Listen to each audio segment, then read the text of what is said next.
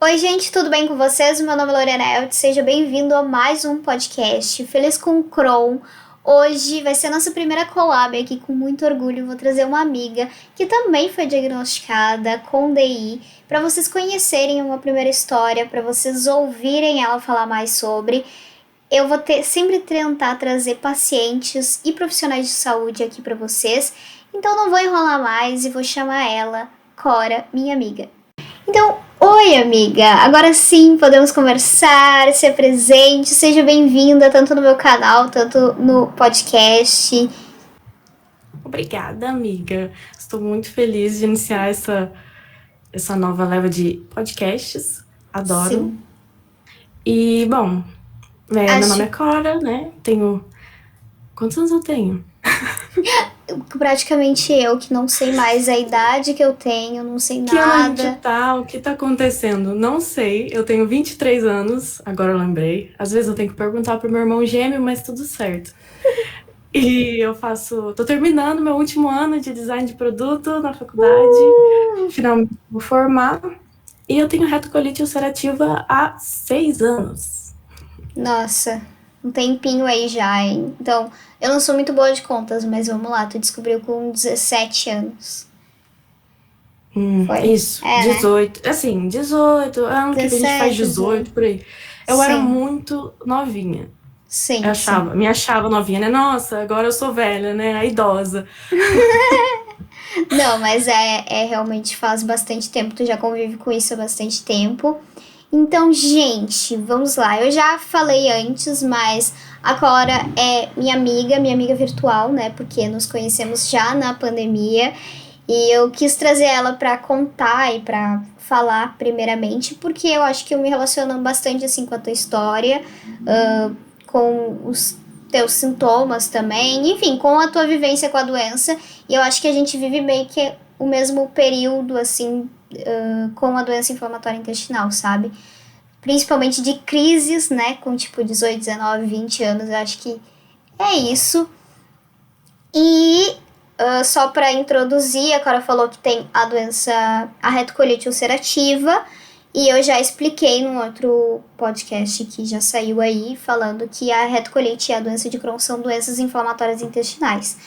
A gente pode falar um pouco mais depois sobre isso, mas eu queria que tu contasse a história do teu diagnóstico, aquela coisa assim que ninguém nunca deve ter te perguntado como foi, sabe?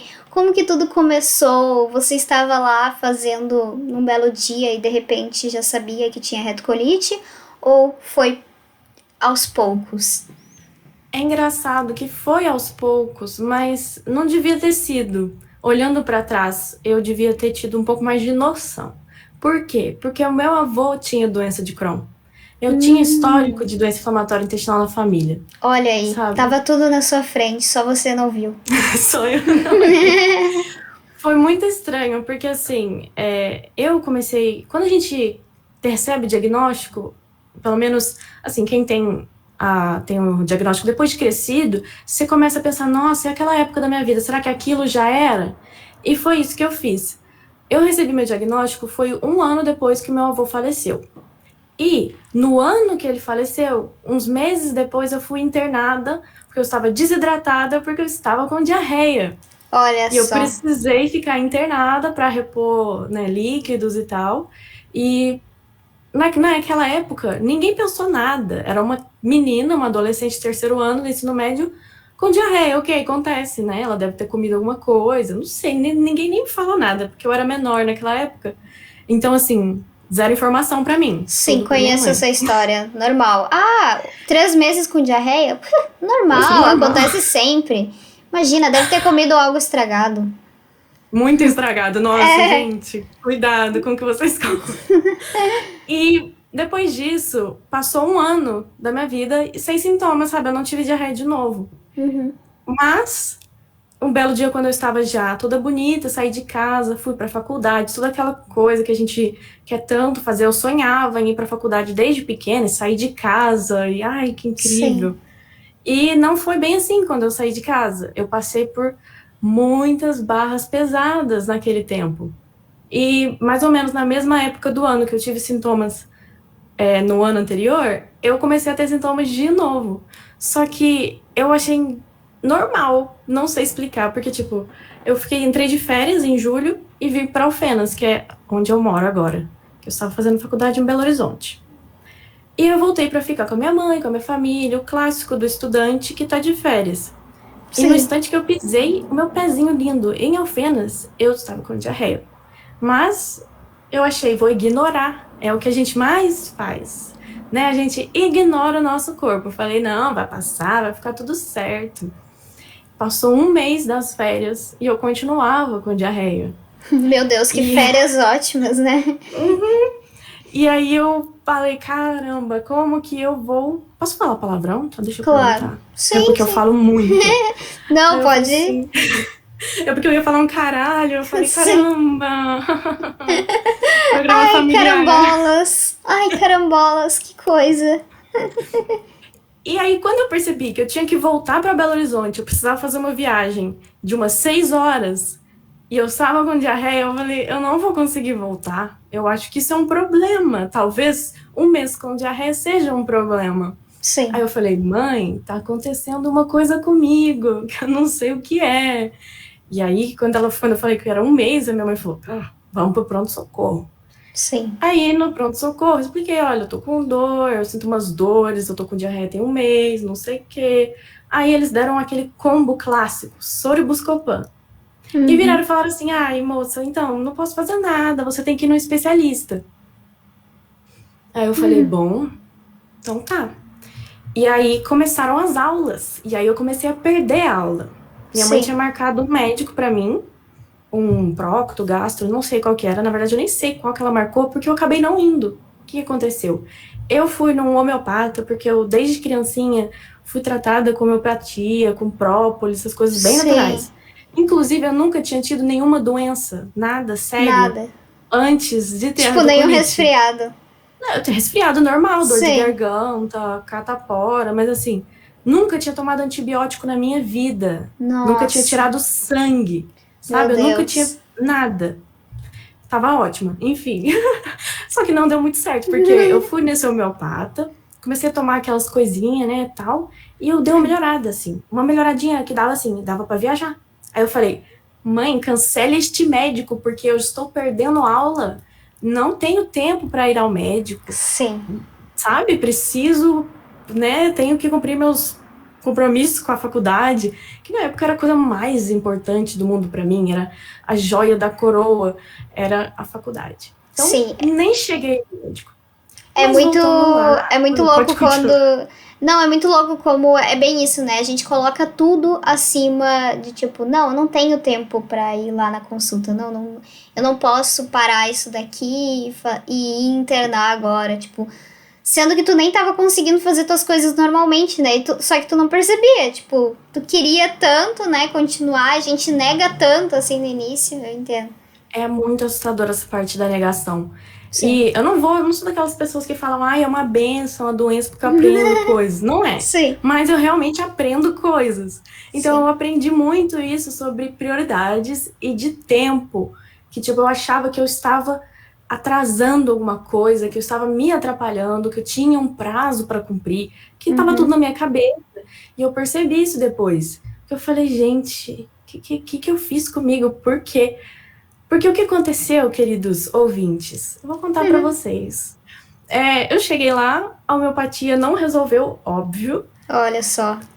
Eu melhorei um pouco, mas depois eu piorei tudo que eu tinha melhorado. Só que dessa vez eu estava em Belo Horizonte, fazendo a faculdade, um estágio e, né, todas as obrigações de quem sai da casa dos pais. Mas eu falei, não, parar a minha vida? Que isso? Por diarreia? Não. Então eu continuei fazendo tudo, estudava, trabalhava, fazia tudo. Meu Deus.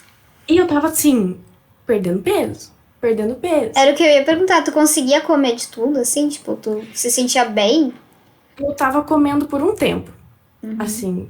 Aí depois de mais um mês, né, meu segundo mês com diarreia, foi quando eu comecei a não ter apetite mais. E eu Eu não sei como explicar como isso fazia sentido na minha cabeça, mas eu achava que eu conseguia continuar com a minha vida. Eu não como direito, Claro. eu vou 20 vezes por dia ao banheiro, mas tá tudo certo. Eu preciso ir trabalhar, eu preciso ir estudar.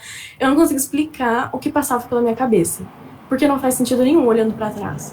Mas na época, tava tudo certo para mim. Não sei com que eu estava sobrevivendo. Meu corpo, obviamente, estava sobrevivendo com a minha gordura, né? Porque depois eu emagreci, assim, gente, eu emagreci 12 quilos em 3 meses de diarreia. Nossa. Mas tudo certo, imagina, eu tô ótima. Que isso, Sim, gente? Os meus não amigos, mudou nada. eles ficavam assim, Cora, nossa, né? Você tá emagrecendo, né? E achavam, assim, meio bom, sabe? Algumas pessoas realmente Sim, rola ficaram isso, né? preocupadas. Tipo, ficavam assim... E outras, não. Outras achavam assim, nossa, eu quero isso pra mim. O que você tem aí? Eu quero pra mim, pra eu emagrecer também. E, assim, eu ficava um pouco assustada, porque eles não sabiam a dor que eu sentia. Tudo de horrível eu escondi de todo mundo, da minha mãe. Minha mãe não sabia a gravidade da situação. Ela me mandava mensagem, ela ficava, filha, como assim você ainda tá estudando? Vai no médico. E eu falava, não, mãe, eu não quero ir no médico porque é particular, eu não quero gastar dinheiro com isso. E eu só vou ir no médico o dia que eu tiver tempo para ir em Alfenas, porque tinha plano em Alfenas. Meu E assim, Deus. eu não sei o que eu pensava, não faz sentido nenhum. E chegou num ápice. Passou meu aniversário, inclusive meu aniversário eu passei com diarreia, eu fui comemorar com diarreia, fiz meu aniversário bonitinho, de 19 anos, lindinha, com diarreia, com dor, mas tava tudo certo. E Tava chegou tudo num certo. ponto... Eu adorei que já faz, tipo, 50 anos que tu tá com diarreia e sintomas e tu...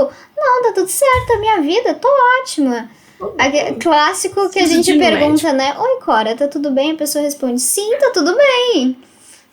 E a pessoa sofrendo. Exatamente. Nossa, tudo bem, tô chorando por trás da câmera, mas tá tudo certo. Amiga, como que tu descobriu que tu tinha? Tipo, Então, chegou num ponto isso ia dar? crítico, né? Sim. Não tinha como, ia acontecer isso. Eu, na verdade, chegou num ponto crítico quando eu fui no pronto-socorro algumas vezes. Veja só, fui porque eu tava, assim, muito mal, né? Eu tinha tido sangramento algumas vezes, eu ainda achei ok, sabe? Ver o vaso cheio de sangue, eu falei, deve ser só uma vez. E aconteceu de novo e eu continuava assim, não sei explicar. Sim. E depois de ter ido no pronto-socorro algumas vezes, já tinha tomado vermífugo, tudo aquilo que eles te passam, né, pra descartar, eu fui numa médica particular. Eu falei, vou gastar R$300 sim, enfim, fui. E ela olhou pra minha história que eu tinha contado pra ela e falou assim, minha filha, você precisa fazer exames e precisa parar de fazer tudo que você está fazendo, você precisa voltar a comer. E assim, eu olhei pra cara da médica, tipo assim, ela não tá entendendo que eu tô bem, né? Sim. Mas ok. Aí ela me passou um atestado, um monte de coisa, e eu ia ir pra Alfenas. Porque eu falei, olha, eu não tenho dinheiro para fazer esses exames particulares aqui, como você quer. Mas eu tenho plano em outra cidade. Ela falou, então eu vou te dar um atestado, porque aí você não se preocupa com a escola, você não se preocupa com as outras coisas. Porque eu contei tudo pra ela. Eu adoro falar, gente. Eu conto minha vida. Se eu for na padaria e a moça me perguntar, eu vou contar tudo. E aí ela tinha entendido meus problemas, me deu esse atestado. Sim. E eu tava prontíssima, quer dizer, prontíssima nada. Eu comia uma vez a cada 24 horas, 2 raminhos de brócolis, que eu era vegetariana na época. Bebia pouca água, não conseguia... Gente, sério, eu não conseguia lavar roupa. Todas as minhas roupas estavam sujas. Eu não conseguia fazer nada. Sim. Literalmente. Então eu fui começando a arrumar minhas coisas e eu mandei uma mensagem pra minha mãe e falei, mãe, eu só vou levar roupa suja porque eu não consegui lavar roupa nesses últimos 2 meses, não consegui fazer nada. E minha mãe não se preocupa com isso, vem filha, me dando o maior apoio pra voltar. Que bom. Essa foi a pior noite que eu já tive, porque eu não conseguia beber água mais, eu vomitava água. Eu não tava conseguindo ingerir nada, nem o mínimo do mínimo que eu ingeria, que era o que tava me mantendo viva, não conseguia, eu tava vomitando água transparente. Não tinha bile mais pra vomitar, de tanto que eu tinha vomitado, não tinha energia pra nada. Eu tinha quase desmaiado no banheiro pra tomar banho, por causa que eu tava assim, eu tava tipo a VTube, sabe? Só que eu tava doente, então tudo bem não tomar banho, mas eu falei, não, vou viajar. E aí eu pedi pra minha colega de quarto sentar do lado do box, porque eu não tava com medo de não conseguir tomar banho. E eu caí.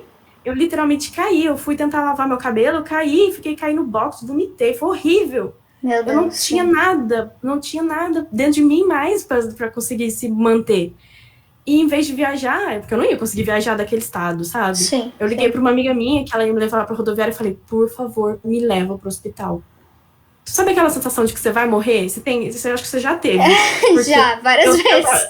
Eu tava assim, cara, eu vou morrer. Eu não tenho nada. E aí foi quando eu percebi que eu tava mal. Sim, foi meu quando Deus. Virou a chave. Olha só, pessoal, esperem, assim, vocês têm que ficar um pouco mais atentos na sua saúde, né? Talvez não esperar não ter energia pra tomar banho, não ter mais o que vomitar. Mas eu entendo completamente e já cheguei nesse nível também. E aí, assim, o lado bom, entre aspas, é que o meu plano, ele permitia que eu fosse atendida na emergência e ele cobria. Então eu tinha assistência médica porque eu estava numa situação de emergência. Que bom. Só que aí, o que aconteceu? Eu cheguei no hospital, eu não conseguia ficar em pé, eu não conseguia andar, eu não conseguia fazer nada. A minha amiga que me levou, Amanda Bastos, obrigada, amiga, ela fez tudo pra mim. Ela teve que assinar as coisas no meu nome, levar meu cartão do plano, tudo. Ela me carregou pro médico, assim, eu encostada nela, não conseguia fazer nada, gente. Nossa. E aí, do médico, depois de me passar bom soro, muito de tudo, ele voltou, né, eu volto pro retorno, ele virou pra mim e falou, eu não posso te deixar sair, você entende? Eu não posso deixar você sair do hospital, porque você tá num estado terrível, tipo, é um perigo para o hospital deixar você sair e acontecer alguma coisa com você no instante que você sair. E eu falei, moço, peraí, como assim? Eu não tenho tempo pra ficar aqui nesse hospital. Acredito! Eu não acredito! Eu não entendi nada. Eu falei, mas eu preciso ir embora, sabe, moço? E aí ele me explicando, e eu acho que a minha cabeça não tava funcionando mais, porque eu tava tentando discutir que eu não queria ficar lá. E não teve jeito, óbvio. Não tinha como eu sair dali. E aí eu comecei o processo de internação, e onde eu tava, não tinha sinal de telefone. Engraçado, era tipo uma caverna. E eu tive que virar pra Amanda e falar, Amanda, é o seguinte, você vai ter que contar pra minha mãe que eu tô internada.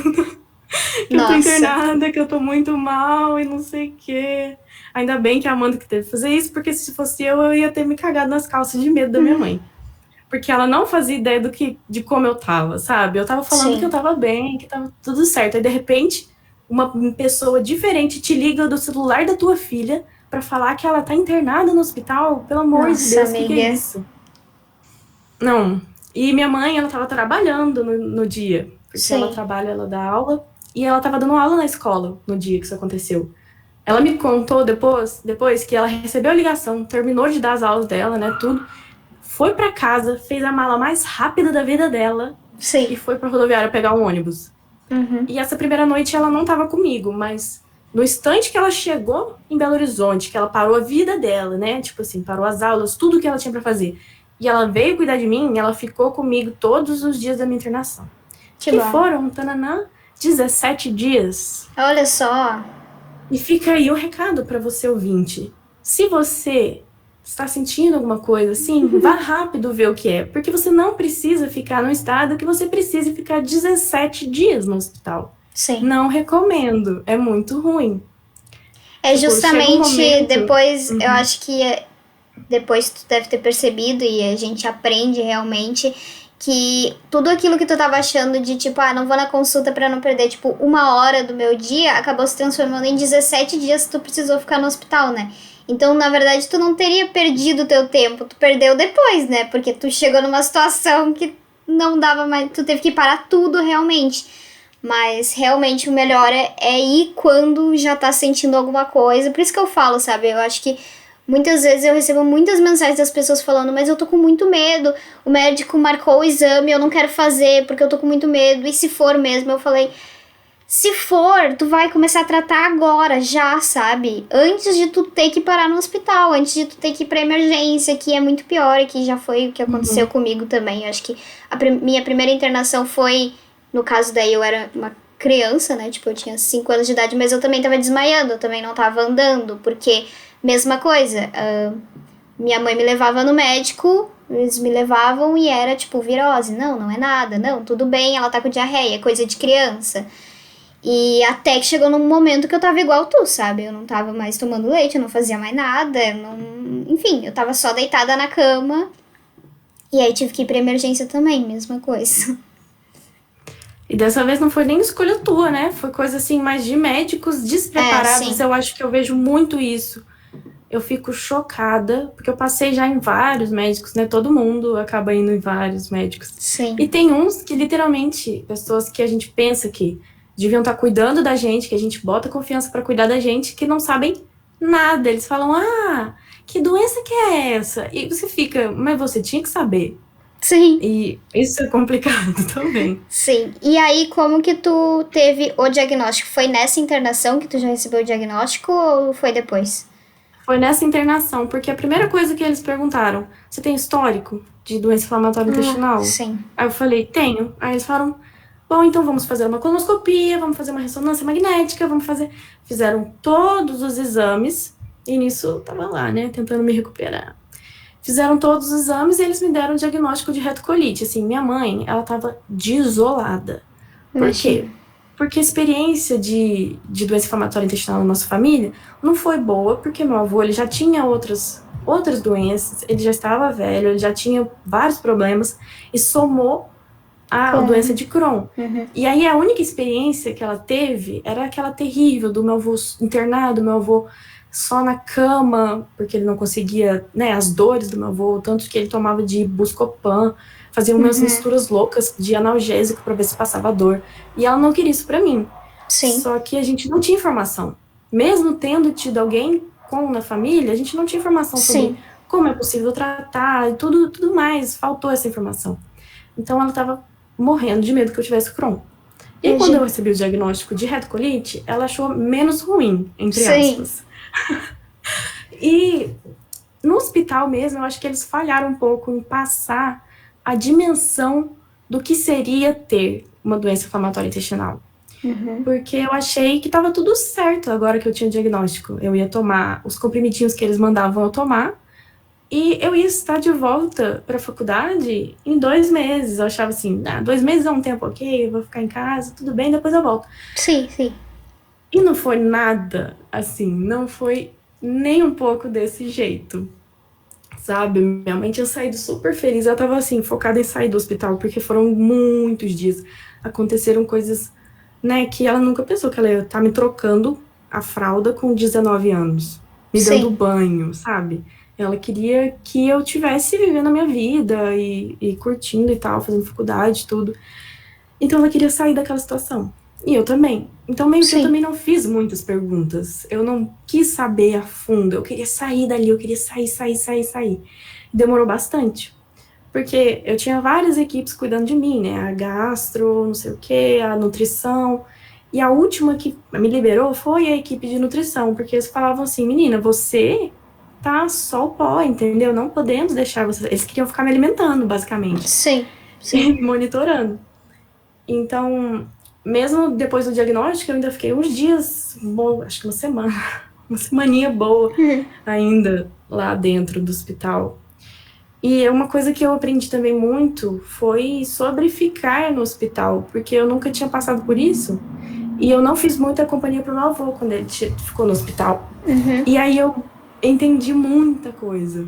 Não, sabe, quando você vai visitar uma pessoa no hospital, você não precisa ter assunto, você não precisa, sei lá, levar alguma coisa, você não precisa de nada. Você pode só ir, segurar a mãozinha da pessoa, você não precisa nem falar, você pode só ficar ali, porque é o que a gente quer. Pelo menos eu, sabe? Eu aceitava... Primeiro eu fiquei relutante, eu não queria ver ninguém, na verdade. Eu tinha vários amigos que queriam me visitar, mas eu falei, eu não quero que ninguém venha aqui. Vocês não ousem passar o número desse quarto, eu não quero ver na cara de ninguém. Aí foram passando os dias, e eu fui ficando lá, e todo dia era a mesma coisa, era tirar sangue, era comer, era remédio, era isso, e nada mais acontecia. E aí eu comecei a ficar maluca. E eu falei, meu Deus, eu preciso ver pessoas, eu preciso de alguma coisa, eu não sei o que eu preciso, mas eu preciso. E aí os meus amigos eles começaram a me visitar e tal, e às vezes eu simplesmente não estava bem. Eu ficava chorando, o tempo todo da visita. Mas eu tinha amigos incríveis que ficavam simplesmente sentados, segurando minha mão, enquanto eu ficava chorando de fralda, ali toda fodida, mas eles estavam ali comigo, sabe? Sim, ai, que bom. Eu aprendi muito, sabe? E eu também aprendi Sim. que tem pessoas que trabalham na área médica que não deviam estar trabalhando. Sim. Porque eles não sabem. Tu teve que viver e aprender mesmo a pedir ajuda e, tipo, assim, aceitar que tu tava precisando de tudo aquilo naquele momento, né? Que era o que tu mais relutou pra não, né? Porque tu queria continuar. No fundo, o que tu queria era a tua independência, né? Que era o que tu tava conquistando. E aí tu meio que, tipo, ia perder tudo aquilo, assim. E eu tava tão louca nisso, que inclusive, quando eu acordei, assim, no hospital, depois de um tempo, assim, no dia seguinte, acho que foi na manhã que minha mãe chegou, eu tava assim, alguém poderia, por favor, buscar meu computador no meu apartamento para eu poder fazer o trabalho da faculdade? Sim. E aí, tipo, todo mundo olhou para mim assim, qual o seu problema? Cora, pare, pelo amor de Deus. Sim, que faculdade, menina, pelo amor de Deus. E como que. Bom, a Cora hoje, eu conheci ela a partir da DEI Jovem, porque que é um grupo de jovens que a gente participa. E ela é voluntária, ajuda muita gente hoje, conversa, conta para as outras pessoas essa história, fala sobre a vivência. Eu acho que eu queria entender agora como que tu foi desse diagnóstico para realmente ter mais informações e entender que a vivência que tu tinha tido na tua família é muito diferente da vivência que tu ia ter como uma menina jovem, com outra saúde, com outro momento, né, que até que a gente tá vivendo, porque a DI jovem é justamente para isso, né, pra gente conversar sobre ser jovem com doença inflamatória intestinal. Então, por mais que o teu avô tivesse a doença de Crohn também, a tua vivência com a retocolite ia ser muito diferente, não dava para se basear, né? E tu precisava sim buscar novas informações, saber como que ia ser para ti, como que tu encontrou essas informações e como que tu se sente aberta para falar hoje sobre isso, assim. Bom, basicamente, eu sempre fui muito comunicativa e sempre gostei de fazer trabalho voluntário. Foram partes de mim que eu nunca deixei para trás. E quando eu recebi meu diagnóstico, isso tudo estava acontecendo, a primeira coisa que eu fiz foi ir na internet, procurar no Google, no Facebook, em qualquer lugar, mas eu estava procurando relatos de pessoas da minha idade. E eu não encontrei nada, eu não encontrava alguém da nossa idade falando sobre isso. E aí eu falei, gente, então vou ter que falar, né? Porque alguém tem que falar, e eu posso falar. Que nem eu falei, eu sou muito aberta. E depois que eu comecei a entender quão necessitado de informação o jovem com doença inflamatória intestinal e o que não tinha também, o jovem saudável, eles precisavam dessas informações. Porque se uma pessoa começa a ter esses sintomas e já sabe que isso pode ser uma doença inflamatória intestinal, é muito melhor para tratar, é muito melhor para cuidar, não é uma coisa terrível. Sabe, nem essa história que eu contei, nem todo mundo precisa passar por isso. Talvez eu não tivesse que precisar passar por isso, se eu tivesse tido mais informações. E isso sempre ficou na minha cabeça, de querer que as pessoas tenham mais informação, que as pessoas não passem pelo que eu passei. E, com o tempo, eu fui encontrando as associações. A primeira associação que eu conheci foi a ANDI, né, de Minas Gerais. E eu comecei a entender que era um público adulto lá, sabe? O pessoal era muito mais velho que eu, eles não estavam passando pelas mesmas coisas que eu. Deixa eu só abrir um parênteses aqui, que eu acho que eu nunca comentei no podcast específico, mas a doença inflamatória intestinal, ela tem muitos casos, né? Em jovens, em crianças, em até bebês que já nascem com a doença. Mas realmente quando a gente busca informação sobre, normalmente é falado de uma faixa etária adulta para uma pessoa mais velha até. E aí por isso que é muito diferente, gente. É muito diferente tu digitar o nome da tua doença no Google e tu ver, assim, informações e indicações para uma pessoa idosa, sabe? E aí tu fica Uhum. tipo, tá, mas e eu que tô na faculdade? Tipo, eu faço o quê com essa diarreia, sabe? Sim. O Porque que eu vou fazer? eu entendo, porque eu lembro que quando eu pesquisava na internet, eu encontrava coisas do tipo assim, ai, contrate um cuidador.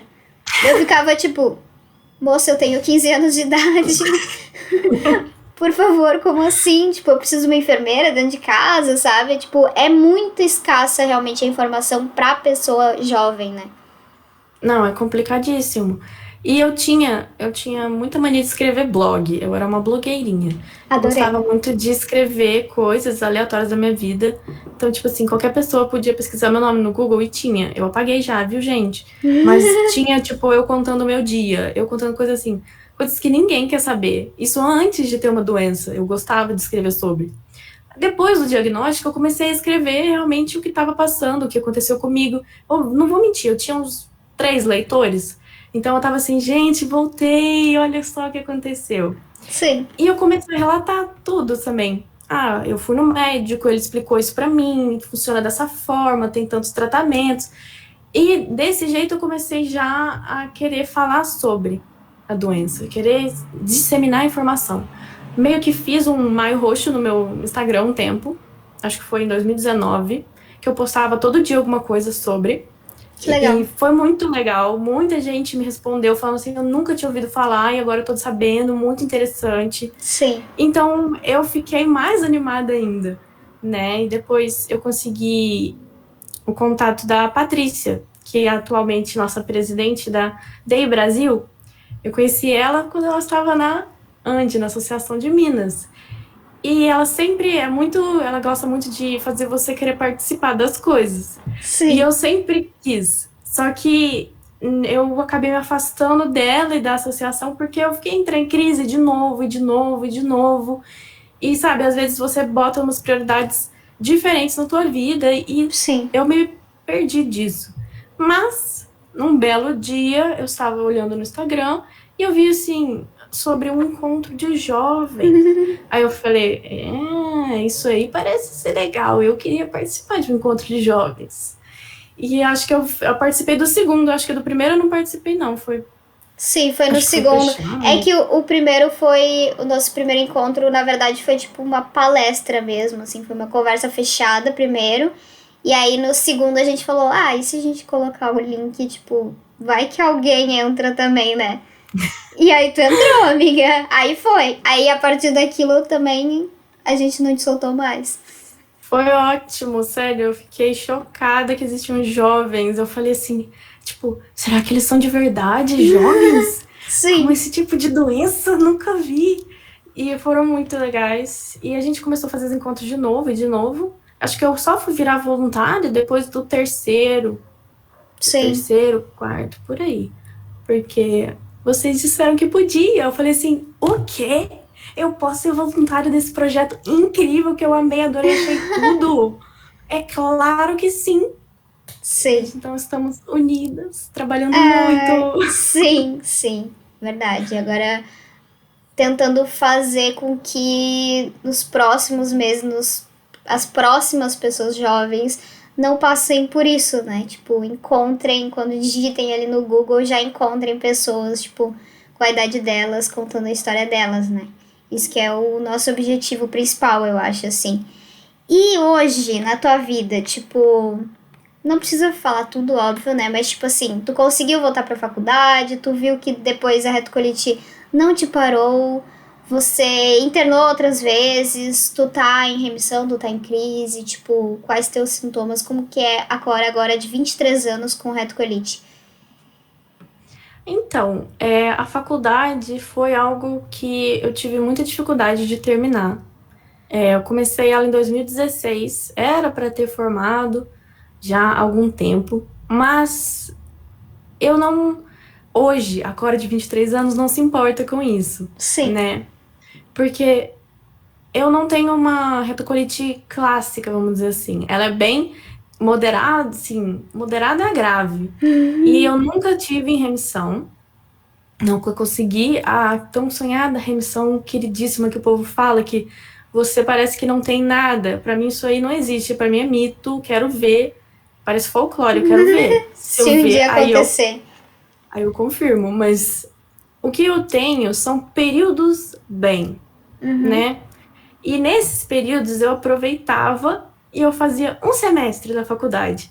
E eu fui fazendo de um em um semestre até eu conseguir chegar nesse meus últimos 2, né? Eu tô no 7º agora. E isso foi o mais difícil para mim, eu acho, que querer voltar. Porque tantas dificuldades que eu não tinha antes eu comecei a ter. Eu cansava muito mais rápido.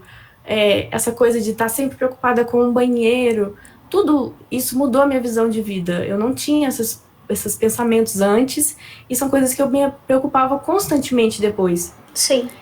E aconteceu sim de eu ficar internada outras vezes. Eu tive várias, vamos assim, pioras, crises muito fortes, que eu tinha que largar a faculdade de novo, eu ficava internada de novo, só que menos tempo, porque dessa vez eu não deixava piorar tanto. Mas parece que a gente esquece rápido.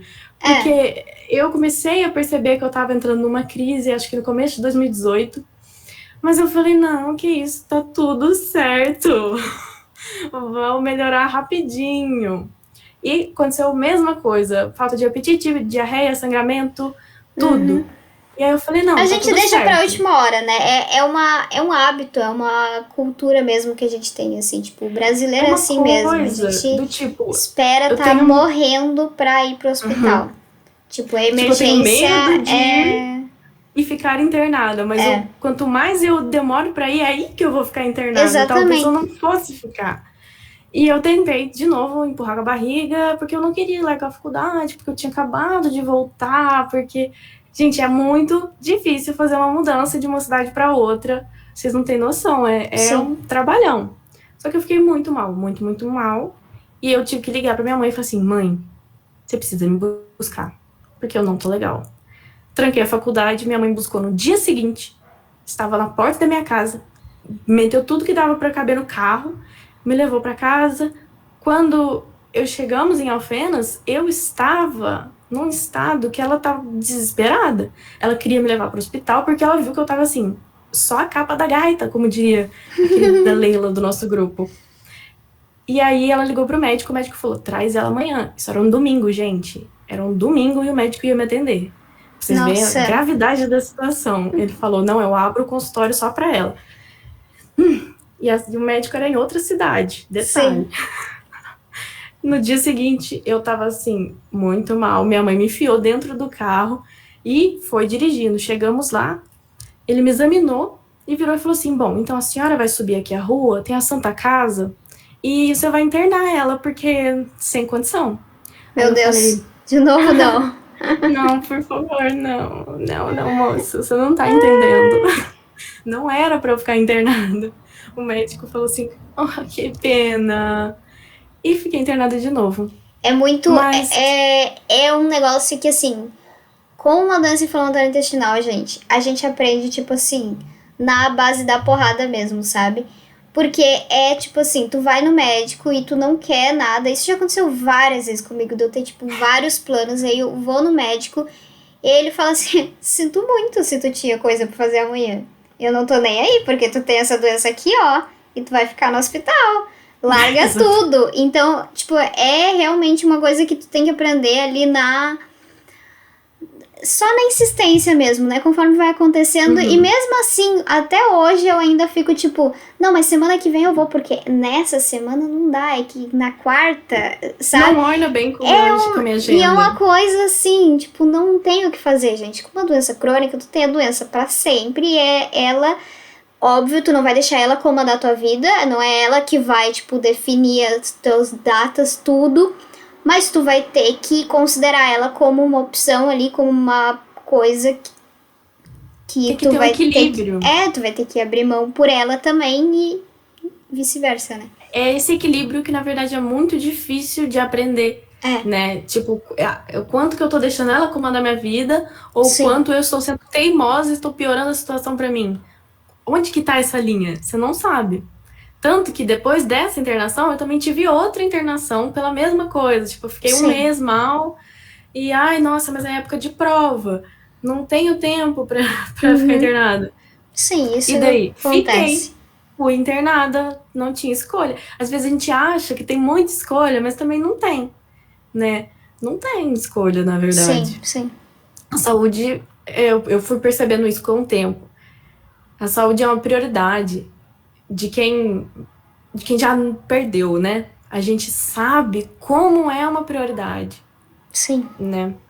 E entender que não que você sempre vai ter que largar a mão das coisas para isso, mas que você sempre vai ter que ter vamos dizer assim, vai ter que ter uma certa sabedoria a mais do que as outras pessoas, sabe? Sim. De saber quando que é o momento, e aquele momento que você, simplesmente seu corpo não aguenta mais e que você precisa de atendimento, sabe?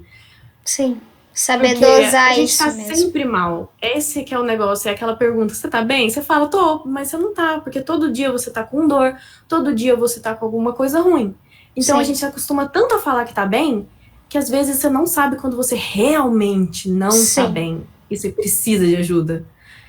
Então essa é a nossa querida, o nosso desafio é o aprender desafio principal. essa linha. Acho que essa seria... E aí eu com 23 anos, agora com 23 anos, com retocolite já há vários anos, pode dizer que ela está muito melhor nisso, né? Que ela aprendeu bastante. E eu aprendi muita coisa sobre tempo, sobre o tempo não ser o que a gente pensa que é, o que a sociedade impõe pra gente. Que não existe isso de perder tempo. Cada um tem o seu próprio tempo e tá tudo Sim. bem. Eu acho que isso foram coisas que eu aprendi. Aprendi a valorizar a saúde, a valorizar a família, valorizar certos amigos que você percebe quando você passa por um período muito ruim, quem realmente é seu amigo. Porque não é legal você conversar todo dia com uma pessoa e a pessoa falar assim, eu tô muito mal, tô com dor, ai, tô cagando, ai, não sei o quê. Se a pessoa continua falando com você, é porque ela gosta muito de você. Porque todos os dias eu também passei por um período de depressão, né, depois do diagnóstico e por ter perdido tantas coisas tão rápido, né, eu perdi a minha juventude, vamos dizer assim, porque eu preciso ser responsável agora. Eu adorava ser totalmente responsável, não cuidar de mim e comer muito mal e beber muito e ficar louca e deitar no meio da rua de uma avenida e alguém ter que tirar você porque senão vai passar carro. Adorava. Sim. Mas hoje em dia não é assim. Então, depois desse período de depressão, eu percebi realmente quem era o meu amigo de verdade. Porque não é fácil, realmente, você lidar com uma pessoa que tá com depressão ou ansiedade, né? Todos esses tipos de... Como que a gente fala? É transtorno? Não é transtorno. Distúrbio. É distúrbio. Doenças psicológicas, né? Doenças psicológicas. Não é fácil você lidar com a pessoa. E eu sei disso. Porque eu também já lidei com outras pessoas. Então eu percebi, valorizei muito as pessoas que continuaram comigo, apesar de tudo. Sim. Sabe? E acho que hoje em dia eu posso dizer que eu tô bem da retocolite. Né, eu passei por uma crise muito, muito ruim no final do ano passado. Comecei a melhorar só agora. Passei uns 6 meses em crise, muito mal mesmo. Sim. Achando que, sério, meu pior dia, acho que foi no dia 24 de dezembro. Eu achei que eu ia morrer. Eu achava que eu não tinha futuro mais. Eu falei, eu tava sentindo tanta dor, eu tava me sentindo tão mal, eu tava tão fraca, que eu pensava que eu não ia chegar até 2021. Sabe? De novo, mais uma vez, naquela situação que você acha que você vai morrer. E não foi. Estou aqui, gente. Sim. Não foi dessa vez que me pegou Satanás. E Está aqui participando, contando a história. E eu tô estável, né? Eu tô estável, eu passei já por vários remédios, tô tentando um tratamento novo, né? Pra ver se eu consigo ficar bem sem corticoide. Veremos, estamos nessa fase aí, sempre... Eu fico com medo, porque o corticoide virou, tipo, minha muleta, sabe? Sim. Que ele que me permitiu fazer tudo que eu fiz. A faculdade, trabalhar, estágio, tudo isso eu fiz tomando corticoide. E doses altas. E tentar tirar ele me dá muita ansiedade, me dá medo, porque eu sinto, será que eu preciso dele? Porque se o corpo tá sendo dependente, aí você começa a sua mente também ficar um pouco dependente. Sim, com certeza. Então eu tô nessa fase delicada, mas que nem eu falo lá no grupo, eu falo com todo mundo assim, não pensa no que já aconteceu, não fica tentando prever o que vai acontecer baseado nas experiências anteriores. Sempre tem algum elemento que está sendo diferente. Sim. Eu não estou fazendo uma coisa exatamente igual eu fiz, esperando um resultado diferente. Sim. Não, tem mudanças. O médico fez mudanças e eu preciso acreditar que essas mudanças prescritas por ele, que estudou para isso, realmente vão me ajudar. E é isso que eu estou tentando focar. Sim. Maravilhosa, adorei. Eu acho que é isso, acho que a gente consegue ter muitos aprendizados, assim, contigo, é que nem tu falou. E por mais que muitas vezes agora, tipo, no momento tu pode acabar ir percebendo que tu tem a crise e aí tu demora ainda pra ir pro hospital. Eu acho que isso é normal, isso a gente vai se adaptando com a doença. A gente, que nem tu falou, tem que encontrar esse equilíbrio, mas com certeza a Cora de agora vai, tipo, pensar 2, 3 vezes antes de falar, não tenho tempo, sabe? Tipo, é um pouquinho, nem que seja um pouquinho melhor que antes, mas algumas coisinhas a gente aprende, né? Sim, acho que fica o recado para todo mundo aí de buscar um médico, que vale a pena começar o tratamento mais cedo, porque ajuda bastante. E procurar ter essa rede de apoio, se não encontrar na família, procurar em amigos, mas realmente é muito importante a gente ter pessoas que estejam ali do nosso lado, né, para nos ouvir e para passar por essa com a gente, assim.